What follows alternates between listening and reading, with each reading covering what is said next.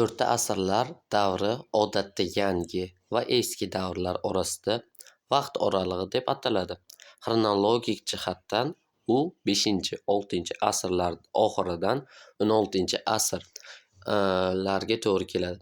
O'z navbatida o'rta asrlar 3 davrga bo'linadi.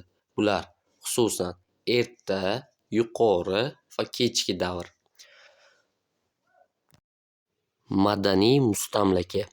Bu jarayon Yevropaning ba'zi o'rta asr shaharlarida tarqalgan davlat tuzilishi. Yevropaning o'rta asr sivilizatsiyasi juda tez rivojlandi.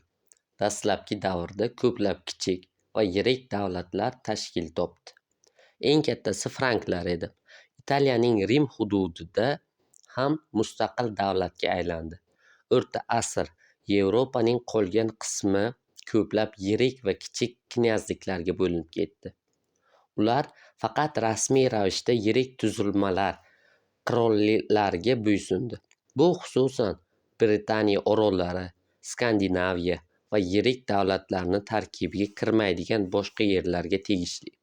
Shunga o'xshash jarayon dunyoning sharqiy qismida ham sodir bo'ldi. Masalan, Xitoy turli davlatlar, 140 ga yaqin davlatlar mavjud edi. Imperator hokimiyati bilan birga feodal hokimiyat ham mavjud edi. Madaniyat. Yevropaning o'rta asr sivilizatsiyasi juda xilma-xillik bilan rivojlandi. Bu o'sha davr madaniyatini o'z aksini topdi. Bu sohada rivojlanishning bir qancha yo'nalishlari mavjud edi. Xususan, shahar, dehqon, ritsar kabi subkulturalar mavjud. Ikkinchisi, rivojlanish feodallari tomonidan amalga oshirildi. Hunarmandlar va savdogarlar shahar madaniyatiga tegishli bo'lishi kerak edi.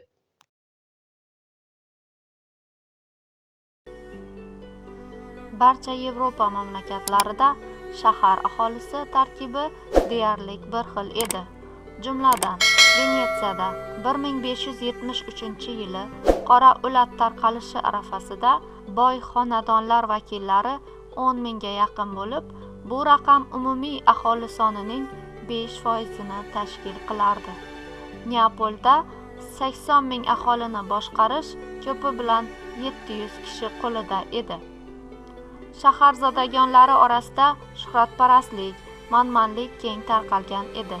Tommaso Campanelli Quyoshlar shahri asarida kambag'allar ochdan o'layotgan bir mahalda Neapolda senyorlar o'z pullarini ov itlari-yu otlarga, qiziqchi artistlar-u aysh-ishratga sarflaydilar deb yozgan edi.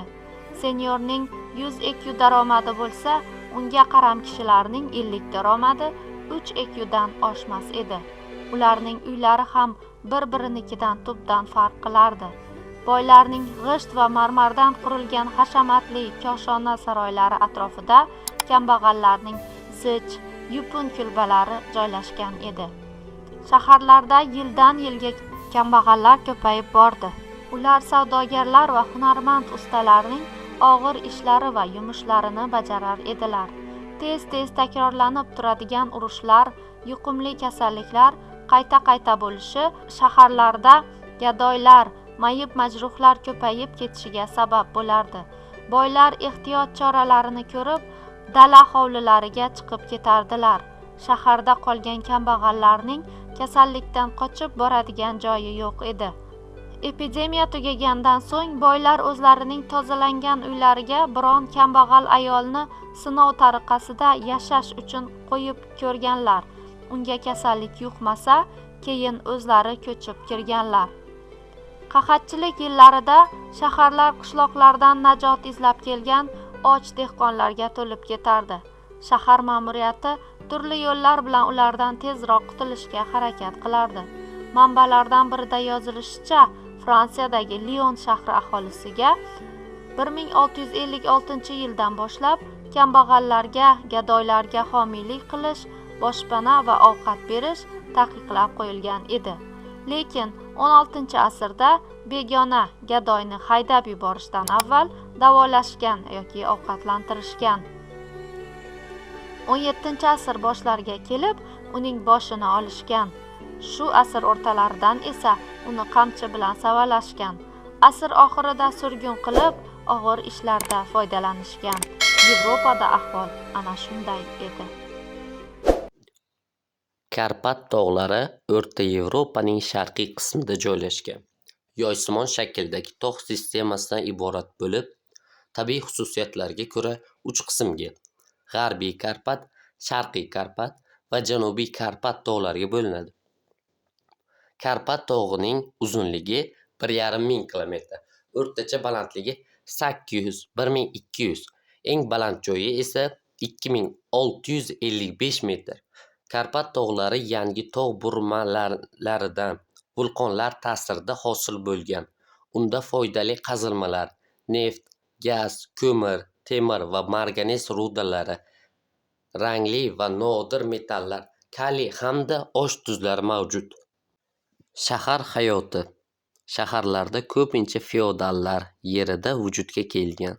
Dastlab feodallar o'z yerlaridagi shaharlarga homiylik qilib, ko'chib kelgan hunarmandlarga soliqlardan ozod etgan. E'tiboringiz uchun rahmat.